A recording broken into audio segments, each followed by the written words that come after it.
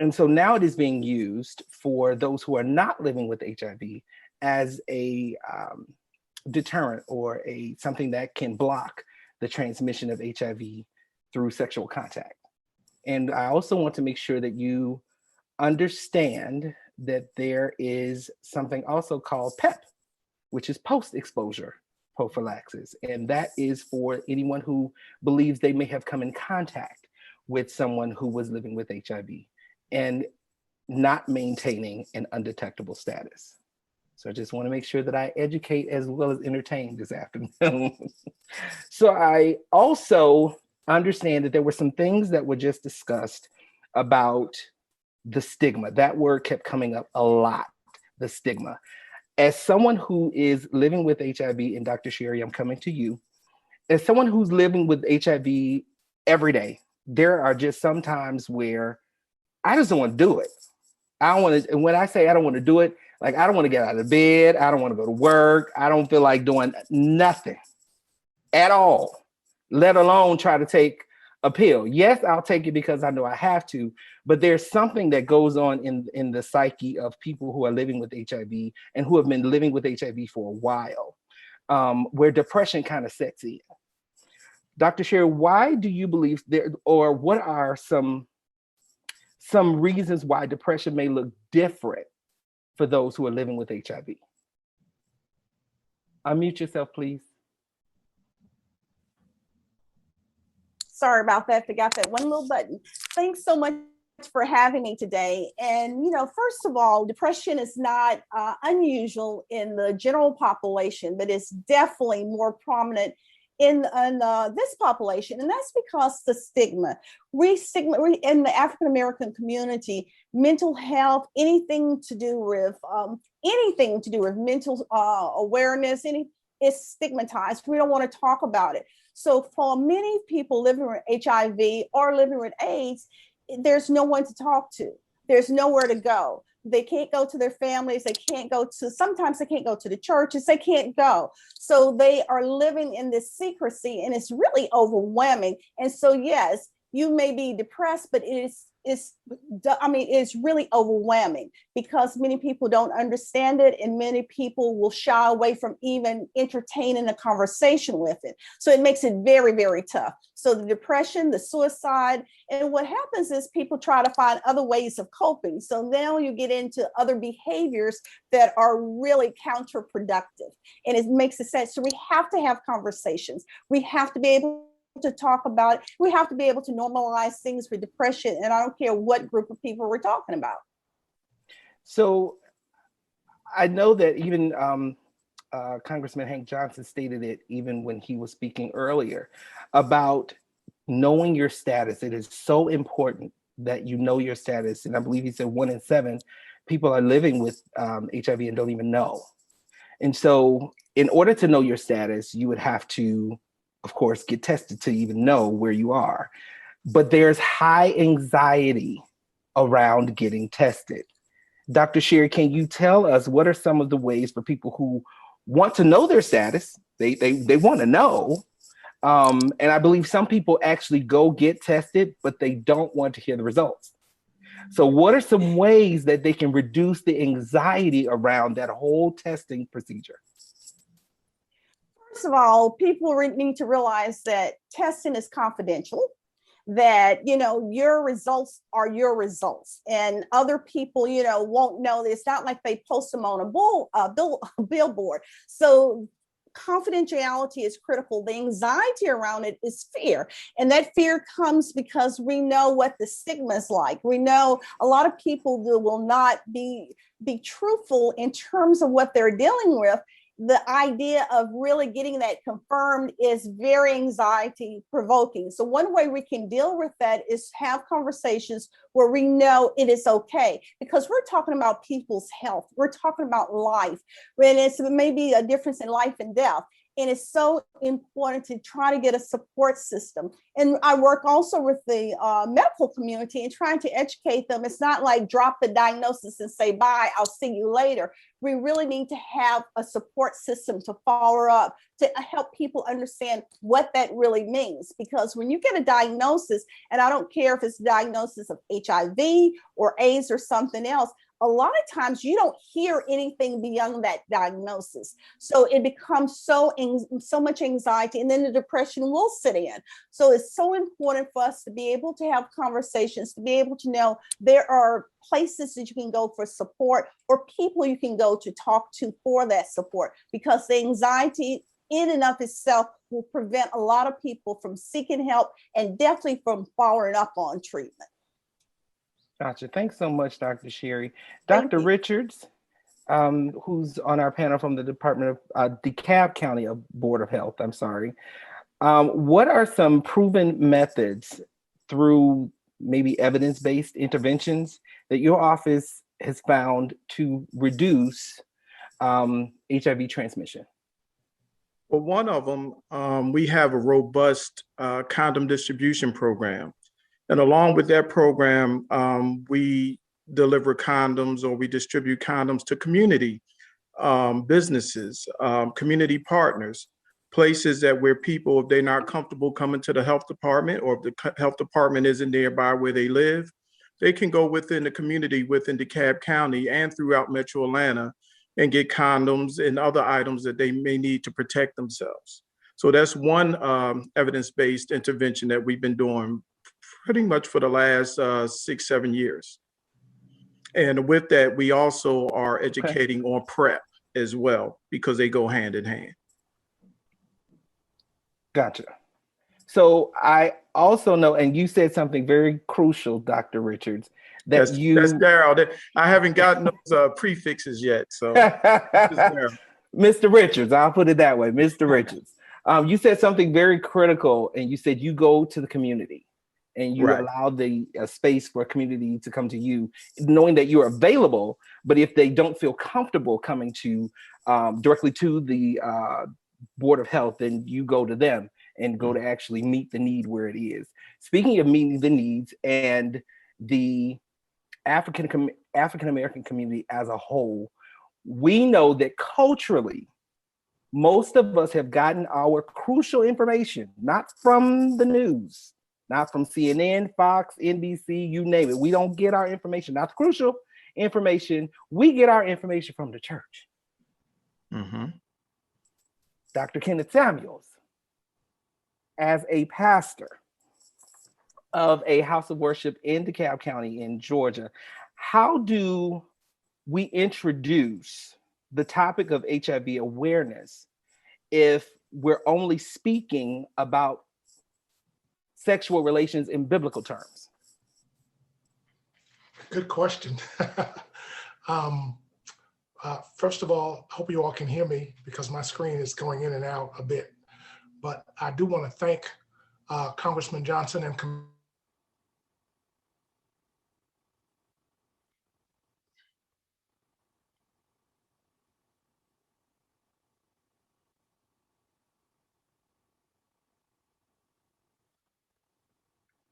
the religious stigma surrounding HIV/AIDS coming from the church. And I think one of the ways that we have to address it is theologically ground our conversation from the church's perspective in the love of God. And the fact that God is not just spirit, God is also flesh, because the word became flesh in Jesus Christ. So because God is flesh and spirit, and because God dwells in the flesh of every believer and every child of God, then we have to have a holistic approach to understanding HIV/AIDS and getting beyond the stigma. In terms of, I think your question had to do with sexual relations. There are all kinds of biblical models for sexual relations. We shouldn't forget that the patriarchs of the Old Testament had several wives in the Bible, and that was fine for that culture and that time. You can argue, even though it was very patriarchal and damaging to women.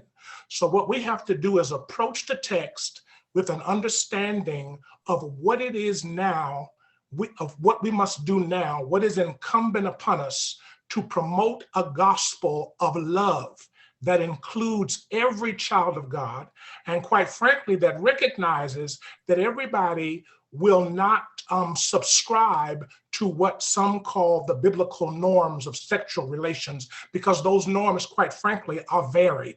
And what we have to do for ourselves is understand what is what's vital to us, what's important to us. And I think that when we do that from a religious perspective, if we're going to combat this disease and take away the stigma that places the entire community at jeopardy, because we know that it's not just a gay disease, we know that everybody's impacted and affected, then we have to again speak from the position of all-inclusive love and try to do all that we can do to help people to, first of all, accept who they are created to be, and to be as health conscious as possible in regard to their bodies and how their bodies relate to other bodies. Absolutely agree. And if you're just joining us and you want to be a part of the conversation, you can email your questions to mdjohnson@dekalbcountyga.gov. Again, email your questions for myself or the panel to mdjohnson@dekalbcountyga.gov. Dr. Sarons, I wanted to stay with you real quick. So how do you have any plans, or even if you do now, what do they look like? Certain types of conversations like this around HIV in your house of worship. Do you plan to continue conversations like this? Do you currently have conversations like this? What does a conversation in your house of worship look like that surrounds HIV/AIDS prevention? Yes, well, we're blessed at Victory. We have a very active victory, we call Victory Over HIV and AIDS ministry. Kipper Jones is a part of that ministry as well. And they are very active. They are constantly setting platforms for members of our church and members of our community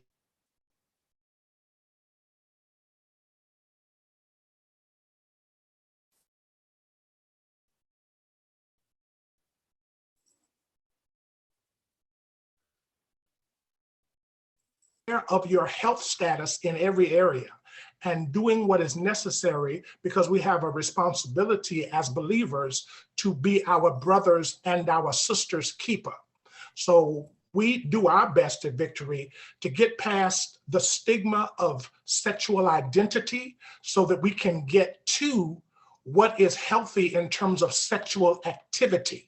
If we can get past the stigma of how people identify sexually and understand that, sexuality is varied. That's the way God created it. In many cases, it may even be fluid. But once we can get past the fact that we are grounded in the love of God for every person, then we can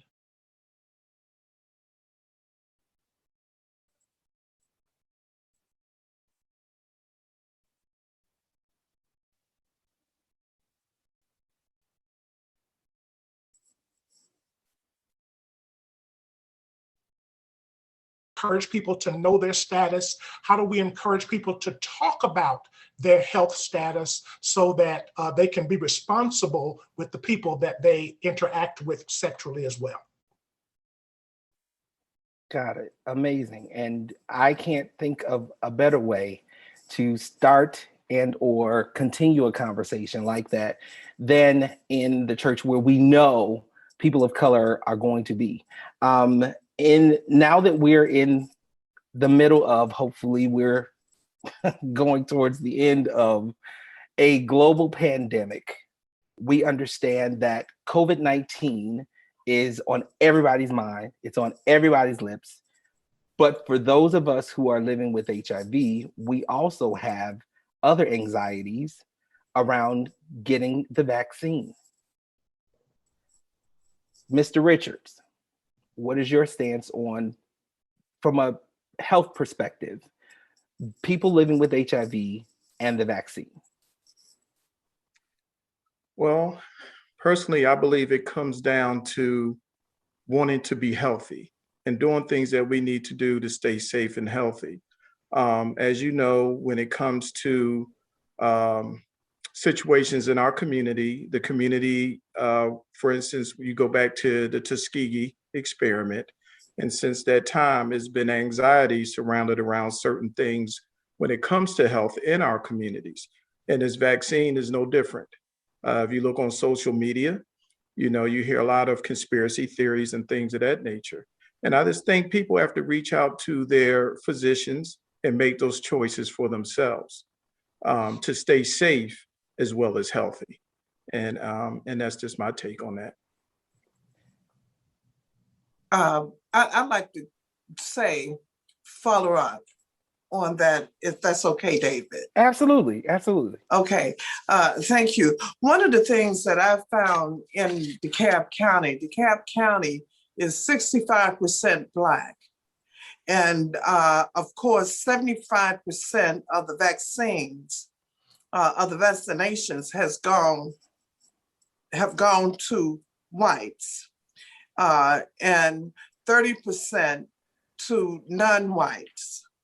And out of that 30%, 17%, 17% of those that have received the vaccine are Black.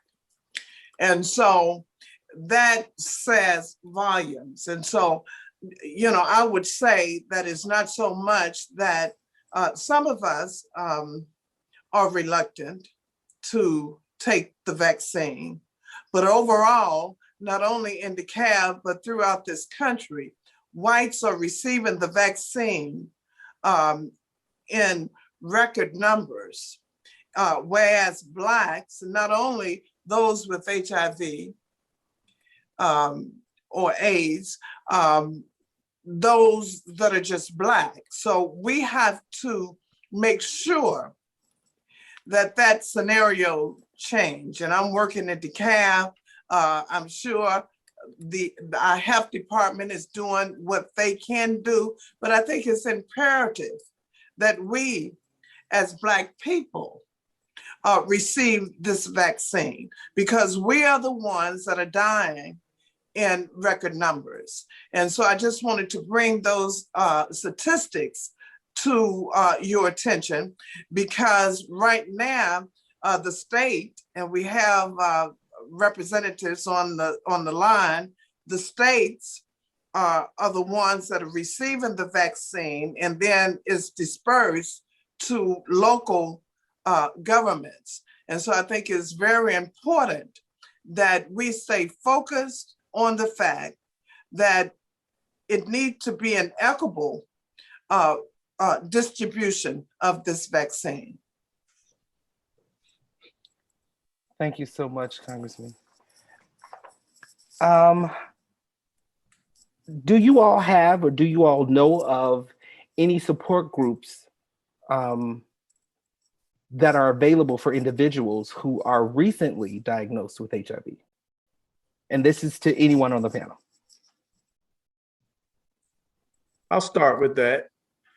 Within the Board of Health, through our Ryan White program, we have a client support group to take newly diagnosed individuals through the steps, through the different emotions and different issues that they may encounter along their journey.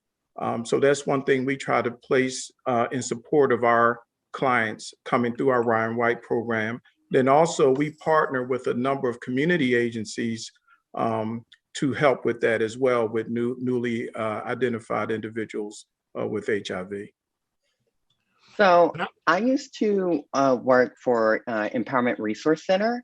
And so when I was there and I did testing and post-test counseling, a lot of times with the population, and of course, this is only like a year ago, like 2 years ago, when I stopped working for them, our protocol was to make sure that we kept this every person in a folder, as if they became transient, that we could be able to locate them, and then whichever location they were within Georgia or outside of Georgia, we could pair them with spaces in which they can have groups to have those types of conversations, because a lot of the language that we use around HIV and testing was more stigmatizing than actually the acts that were happening themselves, i.e., men that have sex with men instead of putting on their "are you gay" or identified under those pretenses, because it seems to be a way in which we can maneuver people into specific counseling that would be better apt of helping them if they're among their peers. I think that's a lot of things that we are that's another point that we're forgetting also, is every different type of group, whether it be individually one-on-one or whether it be a support group behind the scenes, it takes for people to trial and error. So everything may not be perfect at first. I know for myself, as far as it pertains to mental health, being a person who's HIV positive themselves, in finding a mental health therapist separately, it took a few people to get to where I was finding someone that could actually help me, instead of just going to one person and giving up, instead of moving on to someone else who may be able to best help me for what I may need. Thanks so much, Jennifer. Jerusalem House is another resource. They provide housing for particularly persons, believe it or not, young people are still being ousted from their homes if they identify as same gender loving. Some of them also have HIV and AIDS. And so Jerusalem House provides housing, support, counseling, particularly for persons who found themselves without homes living with HIV and AIDS. Thank you, Dr. Samuels. Oh, go ahead. I'm Go ahead. sorry. I'm sorry. No. Go right ahead. Okay. One of the things I wanted to say, sometimes it's hard for people to reach out for mental health services. And we know that it's very helpful, but with the stigma that we talked about earlier, it makes it difficult. Also, resources in terms of private practitioners and other community bases sometimes is not readily available. And if people don't know what's out there, and it's only through word of mouth, it's very hard to get those services to people that are needed. And Jennifer, you made a comment in terms of finding the therapist. It's like anything else. Don't give up. If you find someone, do your homework before you get there as much as you can, because everyone is not sensitive to the issues at hand, and everybody do not understand the issues at hand, and especially with families and community. It's so much, and there's so many layers that will that support the anxiety, depression that just didn't start with the diagnosis. So we have to be very aware that the community needs resources, but individual practitioners also need the resources to have support groups, to have other things where they may not want to go to a faith-based setting, or they may not want to go to a place where somebody will recognize them. So we have to provide treatment on different levels. Kipper? Yes, I was also going to mention there are a couple of organizations, Lost and Found Youth, which is also here in Atlanta. You can find them at lnfy.org. And they do a lot of work. Another ministry at our church that Dr. Samuel has ordained us to do, and I love this ministry, is called Gateway.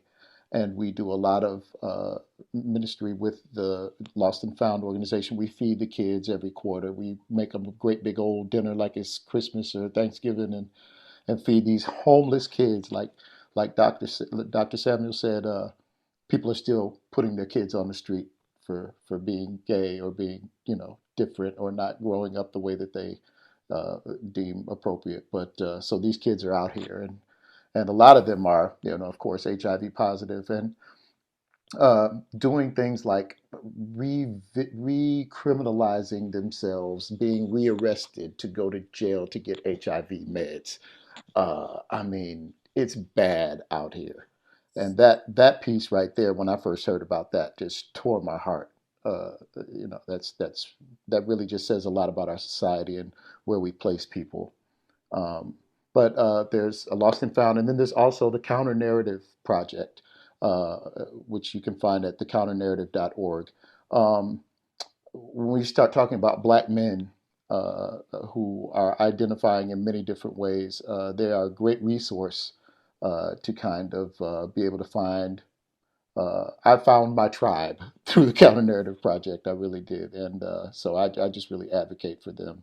And they're a great resource for finding health and mental wellness situations. So just wanted to shout out those two organizations. Thanks so much, Kipper. I believe we have a question that was emailed in, which says, and simply asks, are the churches willing to take a position where they become proactive in hosting testing clinics in the churches in their community, as well as outreach programs to help individuals not only spiritually, but financially who are impacted by HIV? Do we know of any churches? I'm going to speak to that. So I'm also I'm an Episcopal priest, ordained Episcopal priest, who's done a lot of work. Yes, Skipper, we know each other. Who's done a lot of work in the area of HIV and AIDS, and particularly thinking about the spirituality and the ways that the church has been complicit in not helping people. And through my research with Emory School of Public Health, what I've learned is that many people who look like us and who are a part of the LGBTQ community, which I am, don't know that there are churches like Victory that exist. And so that's part of the struggle, is that, yes, there are Black churches. Victory is represented here by Kenneth Samuels, who have been doing this work, who have opened their doors to be testing centers, to provide support, not just spiritual support. And there are a whole host of us around. Unfortunately, we haven't been the dominant voice. So I spent 6 years working on the campus of Morehouse, Spelman, and Clark, Atlanta as the Episcopal chaplain. And we talked about sexuality and how that, teaching young people about like sexual parts in general. You don't get sex ed at all. And we did that as a part of our work as church. Like, we were really clear that God has created us with all our different body parts. And so you should know the names of them. And God created us as sexual beings. So you should know the official names. Thank you so much. So that's that work. Yes. So that work is happening in churches across the metro area. Unfortunately, that's just not the dominant narrative. And so I hope that folks who are listening will check out the victories, the victories of Atlanta. Kenneth Samuels is not the only one, because we are doing that work. We are opening our doors. Gotcha. And what's the name of your church? Sure. I serve a church of, it's called Church of the Common Ground. It's an Episcopal church that serves people who are living on the streets of Atlanta. So all of my congregants sleep outside. Oh. And many are living with HIV and AIDS. Yeah. Gotcha. So I know, and I have this type of conversation all the time, and I tell people, sex ed for me when I was coming up looks completely different than what it looks like now, if it's happening at all. But even sitting in those classes, I understood what they were saying. I also understood that it didn't really apply to me.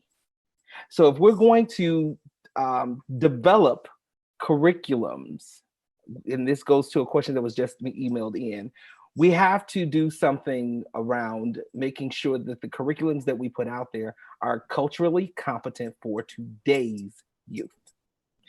The email question says, for the legislators, are there any conversations regarding adding HIV prevention and protection as a curriculum in schools?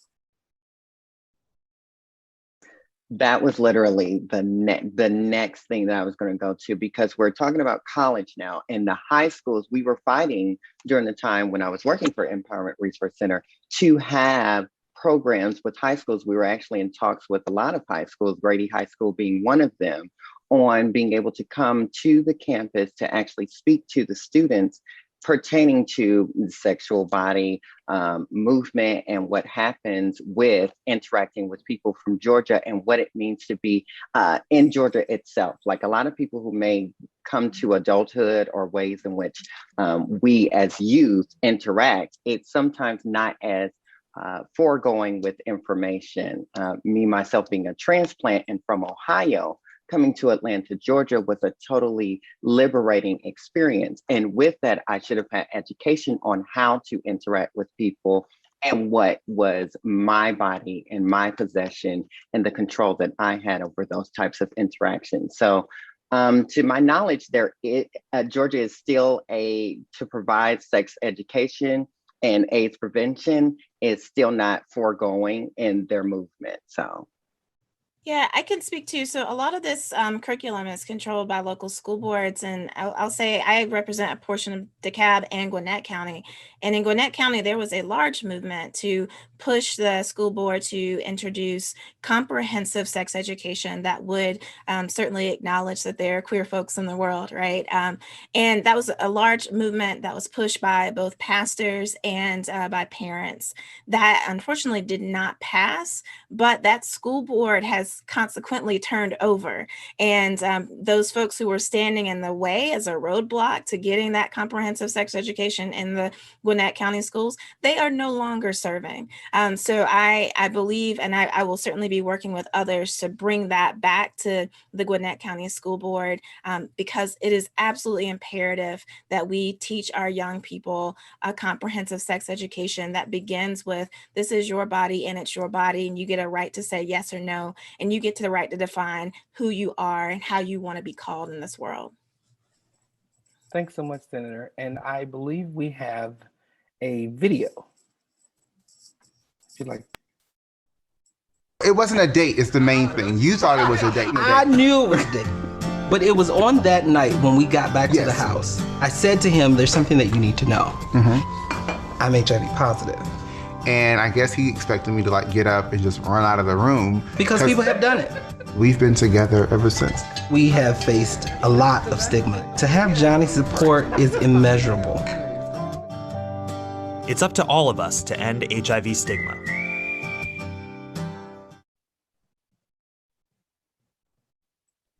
Thank you so much for that. And I thought it was imperative that I shared that video as a public service announcement to let those viewers know that I am not just someone who was chosen haphazardly for the ambassador program, that I've been doing this work for quite some time. And I not only do it by myself, but there are other ambassadors. And if you're wondering who they are for your neck of the woods, you can go to cdc.gov/together.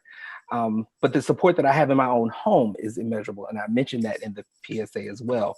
My husband, Johnny, supports me in a way that I wished other people who had relationships supported them in their journey.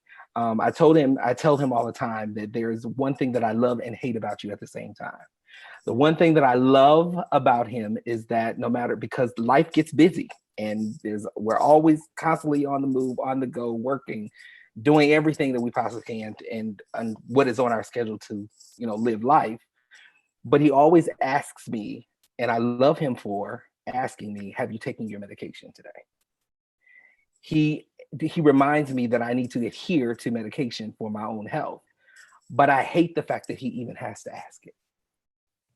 And so we know that wherever you are in your journey, whether you are on this side of the issues in government or healthcare or faith-based organizations, support is available.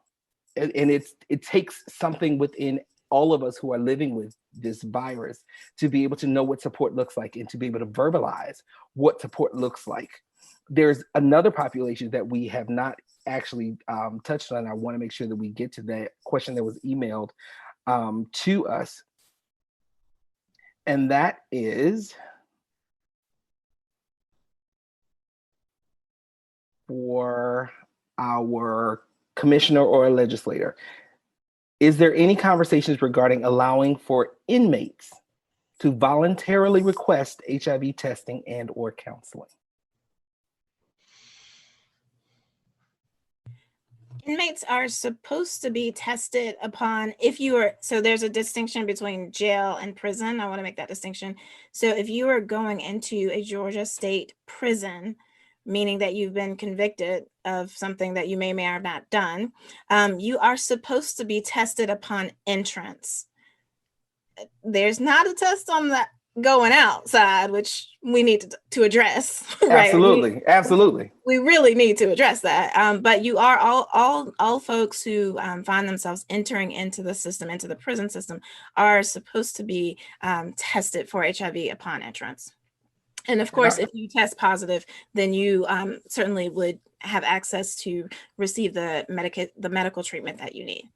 And if you know loved ones who are not getting that treatment, please let me know. I will personally track that down. So if there's somebody serving currently in a Georgia state prison who's not receiving the medical care that they need as a result of their diagnosis of HIV, please, you all reach out to me. And Senator, how can people reach out to you? How can they follow you? They can follow me at Kim for Georgia on all social media platforms, or you can email me at kim.jackson@senate.gov. Thank you so much, Ms. Yeah, Balenciaga. David, if I might interject right here. Sure.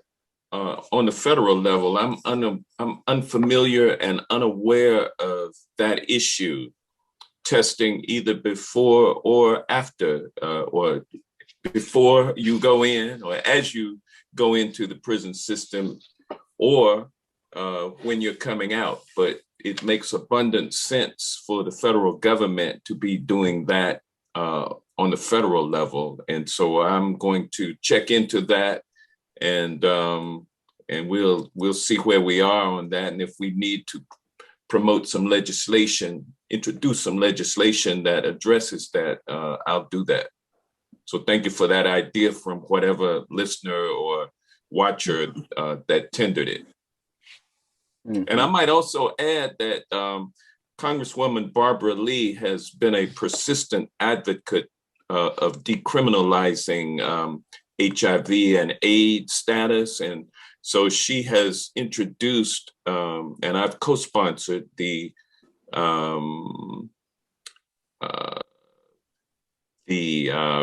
Respect Existing Policies That Encourage and Allow Legal HIV Discrimination Act, also known as the Repeal Act. And so I'll look forward to co-sponsoring it when she introduces it again in this 117th Congress. And maybe we'll see some progress this time in terms of getting it passed. You absolutely answered my question, Congressman. I was going to ask about a federal HIV decriminalization policy. Yeah. So, yeah, thank you. And I would just like to say, as far as on the local level, I am not familiar with whether or not Dekalb has that policy or not. But I will say, just listening to our panelists and the discussion today, it has also made me more aware of something that I should have been more aware of earlier. And so I will also have a discussion with our sheriff concerning that, because I think it's very important. The testing is very important, going in and coming out. So the rest I will say for my closing, but I'm just so thankful that I could be a part of this discussion today. I want to say thank you as well, for even having someone like myself who is just an LGBTQ liaison. I want to thank you and your staff, because you've been more than accommodating. And I also want to say on that note, there are some communities that we have not mentioned here. One being, I just got engaged on the 31st. So, you did. Congratulations. Of December. Thank you so much. And my fiance happens to be a man of trans experience.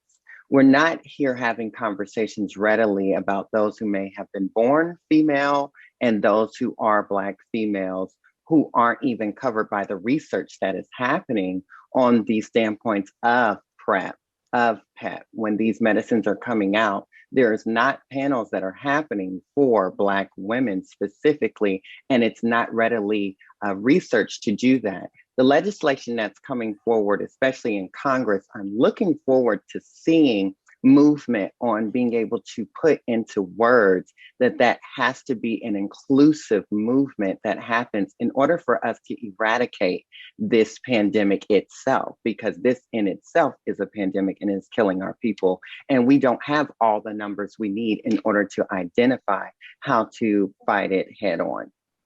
Ms. Balenciaga, and I believe that you will be a valuable resource in that legislation. Can you let us know how to follow you? Absolutely. So on Instagram and I think Twitter, the letter I, Jennifer, traditional with 2 N's, Barnes, Barnes, soon to be McQueen. So keep a lookout from when it changes from Barnes to McQueen. So I'll be dropping everything and just going by Jennifer McQueen. But as of now, that's how you can reach me. My email also is Jennifer Barnes Balenciaga, BALENCIAGA @gmail.com as well. Thank you so much, Jennifer. Mr. Richards, how can people get in touch with you?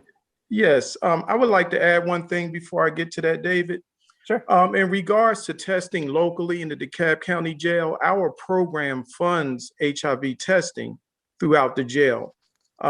We started this initiative back in 2019 through we were a pilot for ending the HIV epidemic program. And we reached out and created a partnership with the jail. So we're currently providing rapid HIV tests to the jail. And we also handle training for the staff as well with pre and post test counseling and to assist them if they need to get people into care if they're being released from the jail locally. So that's something I just was dying to get out when it was being mentioned. And how can people follow you? I can be followed at daryl.richards@dph.ga.gov. That's my email through the DeKalb County Board of Health. Gotcha. Dr. Sherry. Okay, thanks so much again for having me. And I think this is a needed conversation. One of the things I would suggest for the local level, not only DeKalb, other counties too, we need one resource. We need a place where we can go to and find out where the resources are. Because if people are doing wonderful things in the community, but if no one knows about it, it's not helpful. And there's so many people in need, and we need to be able to refer people as needed. So I want to say again, mental health is one of those areas that must be discussed, because your mental health is just as important as your physical health, and you really can't have one without the other. And so if you want to follow me, please do at Ask Dr. Sherry. You can also go to my website, which is www.askdrsherry.com. Again, mental health is so important, and we have to get those support systems in place for people to move forward.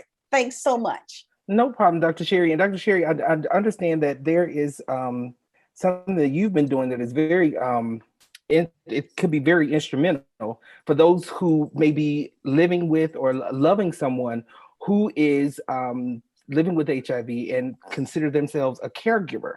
There's something that you have as a resource. Can you tell us about that real briefly? Absolutely, because caregiving is a very important part of the health process. I've just released a book called Care for the Caregiving, Surviving the Emotional Roller Coaster. It is so important for you to know what to do and to be prepared when people are in, having struggles physically and emotionally, because this is a really stressful time. And that's why, again, I'm going back to families. A lot of times people won't talk about things because they're not aware of what's needed. And if you're not going to talk about it, you sure can't help. But if the book is Care for the Caregivers, Surviving the Emotional Roller Coaster. And what I've done is not only talked about my personal journey in caregiving, but put information together that people need to be able to get as resources before a crisis happens. Thanks so much. No problem. And I want to make sure that everybody understands that this is just the beginning of a much needed conversation. There's no way we can have this total conversation for the rest of the day. I wish we could, because we still have questions coming in. If I could just take the last two, Marita, please let me take the last two that were emailed to us. One was, the question is for Ms. Jennifer. What efforts are being done to reach out to those individuals who may work in the sex industry to support themselves that are transgender or binary? So a lot of different agencies are moving towards, as it pertains to funding, right? So unrestricted. So a lot of ways in which I'm so glad it came back to me, because I did want to shout out a few orgs that I know of, specifically. A lot of people that came up with me during the, learning about testing and equipment, specifically like He Is Valuable. That's more of a younger, youth-driven, gay Black men's space that is definitely in the process of really motivating the young Black gay men of Atlanta and Georgia specifically onto a national level. Spaces specifically for trans bodies, right? So there's, let me see, I'm trying to do regions. So East Coast, I know specifically here, I'm in Manhattan. So you have places like Destination Tomorrow. You have places like, a lot more things are driven towards all-inclusive and holistic movements. So people like Tori Cooper at HRC, specifically being able to reach these persons and being able to, if you just, I promise you, now this is not a joke, if you email Tori specifically, if you email me, we can link you to those types of different cares that are happening, and more people who are more apt with handling everyday outgoing movement as it pertains to what is needed for those who are doing survival sex work, onto individuals who have made it their livelihood. So now you need to have a schedule on being tested when you're doing your sex work. These types of conversations have to come from individuals and what they need on a public level, because it becomes that movement from patriarchy and misogyny as it pertains to how a woman decides to get her money, instead of how do we, as people living in these lifestyles and going through a pandemic, let's be clear, COVID has changed a lot of movement with income for people. And so now they've moved back into either old ways or found a new way to promote themselves. And it may be sexual. So now we still have to have a movement of sexual reproductive justice. I know Lost and Found also has a lot of trans movement intertwined in that their programming onto, honestly, I attended Grady IDP, and at Grady IDP specifically, there were ways in which you were able to suggest programming and then build programming from your suggestions of being a patient. If there was a care that you needed and you were able to have that conversation with your provider, then that's a conversation. And more specifically, having these types of open conversations with our physicians is going to be necessary moving forward, because it's going to put us in the stance of what's happening around their work, especially if they're specialists on HIV created emphasis. Gotcha. Thanks so much, Jennifer. Last question is to Pastor Kim Samuels. And you can also let us know how to follow you as well. Do you have available any hotlines or means of communication where parishioners or even strangers can contact the church for support and or mentorship group for those individuals who are living with HIV? Sure. You can always reach me directly, pastor@victoryfortheworld.org. You can shoot me a memo and I will put you in contact.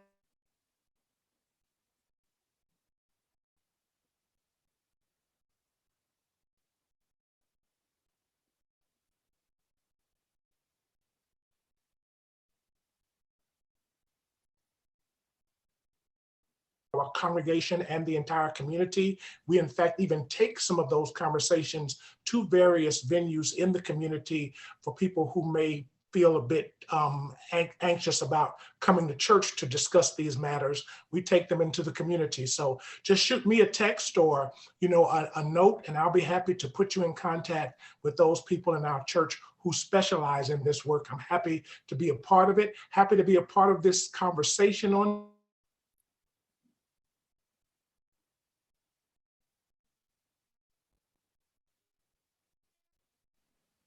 Is there a way that I could shout out one org as well? I'm sorry, it's the trans specific. Racism. Hello? Go ahead. Go I'm ahead, sorry, because I couldn't Mr. hear Sanders. him. I'm sorry. Oh, I'm sorry. Yeah, it Go may be ahead. on my end, but I just wanted to just say this Black History Month, and some people think that the only thing to talk about in Black History Month is racism. We know racism is real, still going on, but we've got to be more inclusive in our fight for equality and understand that there are Black people who are still suffering from the systemic damage caused by stigma, caused by ostracism, caused by demonization surrounding HIV and AIDS. So I am just so happy for the inclusive leadership of our Congresswoman and our Congressman, and for this panel, glad to be a part of it. Dr. Samuels, can you say your email address one more time? Yes, pastor@victoryfortheworld. That's one phrase, victoryfortheworld.org. pastor@victoryfortheworld.org. Gotcha. Ms. Walensky, you have one to shout out? Yes, Marcia's Web. So this is going to be it's a development space for resource centers specifically, and it's trans-led by 2 men of trans experience, specifically being able to give resources back to the community. Right now they have a landing page, but soon it will have all those needs of holistic. So mental health, housing, healthcare, and in the movement of being able to apply for all of those things if necessary. Gotcha. Well, I want to say thank you so much for allowing me to moderate this conversation. And David, I'm not going to let you moderate anything for me unless you allow me to let folks know that if they want to reach me, they can do so by phone, 770-987-2291, or they can hit me up at Rep Johnson. No, at Rep Hank Johnson. And they can also check me out on the web at hankforcongress.com. Thank you. Now, see, I think of you and Marita as one, so I just knew that she would have reached out to you again to make sure that you got that information out there. So I wasn't going to do that. I would never look over you. She texted me. She texted me. See, we here. Me and Marita, we here. We got You know this. how we do. You know how we do. Well, David, I'm going to piggyback off the congressman because you didn't call my name and you're about to close out. So you can find me at Uncle Kipper everywhere, at Instagram, at Facebook. You can even shoot me an email at unclekipper@gmail if you'd like. But I also wanted to add to the conversation that one of the phrases or things that I didn't hear today was undetectable equals untransmittable.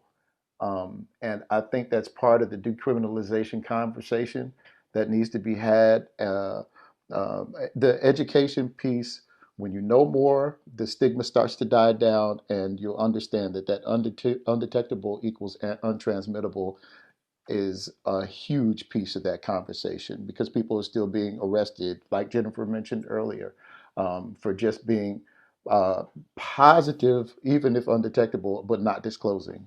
And that can be a very dangerous part of our existence. So just kind of wanted to throw that in as well. No problem, and I appreciate you. Thank you so much, Mr. Kipper. And if you have not seen one of Kipper Jones' shows, you owe it to yourself to find out where he will be, even if virtually. So I want to also make sure that undetectable equals untransmittable. It's just not just a popular phrase. That means if someone is living with HIV who has maintained a status so low by adhering to their medication and their antiretroviral regimen, that it is effectively no chance to transmit the virus to someone else. So with that being said, I have been your moderator for this afternoon. I count it an honor and a privilege. If you want to know more about the Ambassador Program, you can go to www.cdc.gov/together. I am David L. Lester-Massey, and you can follow me on Facebook and Instagram at OfficialDMass. I'll turn it back over to our illustrious host. Thank you all. And thank you, David, for sharing your personal journey with us. I just have to say that I have the best panelists ever. And you all have been so informative. I know to our audience, because I have learned so much in this hour about HIV, AIDS awareness in the Black community. And I would just like to say that, of course, I will be following up with you, David, because I would like for us to partner to do some things with our Department of Health and also with the commission. And I think it's very important that everyone on this call or on this Zoom reach out to your commissioners and to your state representatives to see what resources, if any, that we may have that we can share with various organizations. You know, we had pandemic money in Dekalb County that we shared with numerous organizations.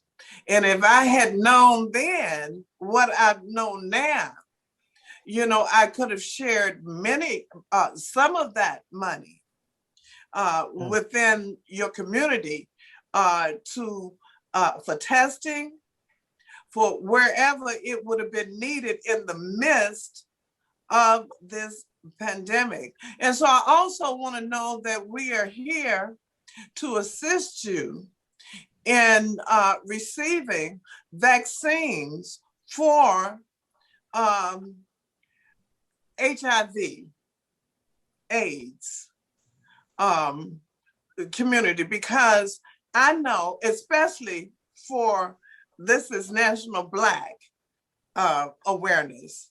And so I know that we as Black people are not getting vaccines.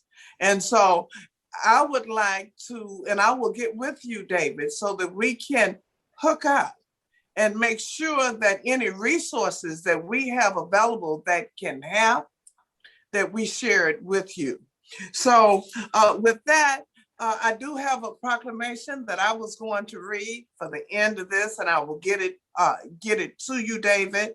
I don't have it in front of me, so right quick, I want to ask Demetrius to, in acknowledgement of National Black HIV/AIDS Awareness Day, I'd like for him to read it, and we will get it to you, David. And thank you again. Okay, Demetrius.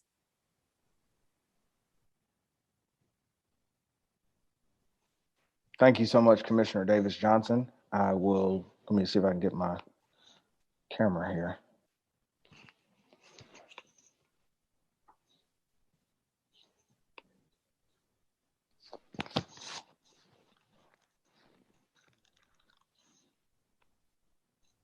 Okay, are you all able to see me and hear me okay?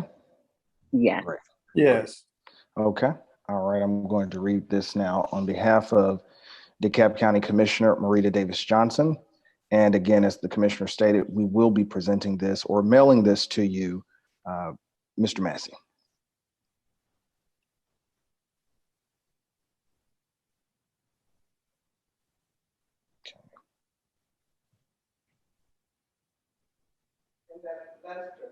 I'm sorry about that, Commissioner. The commissioner said that's Lester-Massey. I have to say that, David, with, if they leave my Davis off of my Johnson, I have to say that that's Davis Johnson. So. Yeah. I absolutely adore you, Commissioner. I know that's right. Okay, I must have too much stuff running here. It's pulling up a little slow. I'm sorry about this, guys.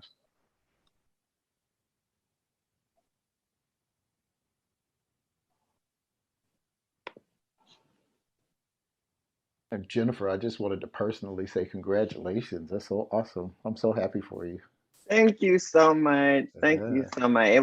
It's been a lot since that time period, but I'm really excited for where things are going. And honestly, I noticed anybody that is married, of course, now you're like, I'm starting to see the things that separate a lot of things and where you get a little more clarity on a lot of other things. So.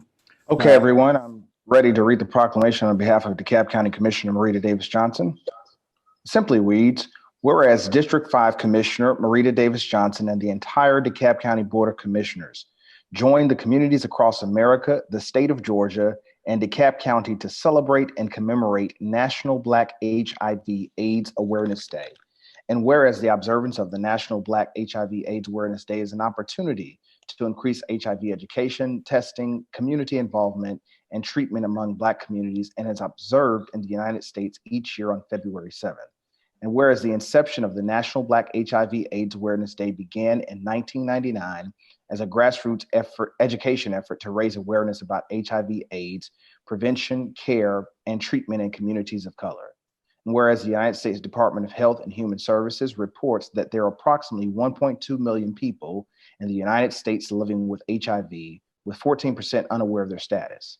According to the Centers for Disease Control and Prevention, in 2018, African Americans accounted for 42% of new HIV diagnoses, although only make up 13% of the population. Whereas in the spirit of the 2021 National Black HIV/AIDS Awareness Day, Commissioner Marita Davis Johnson urges DeKalb County, citizens in DeKalb County, the state of Georgia, and across the United States to get tested and to know their status. Now, therefore, I, Commissioner Marita Davis Johnson, on behalf of the 5th District of DeKalb County, it's more than 150,000 citizens, do hereby proclaim February 7, 2021 as National Black HIV/AIDS Awareness Day in DeKalb County's 5th Commission.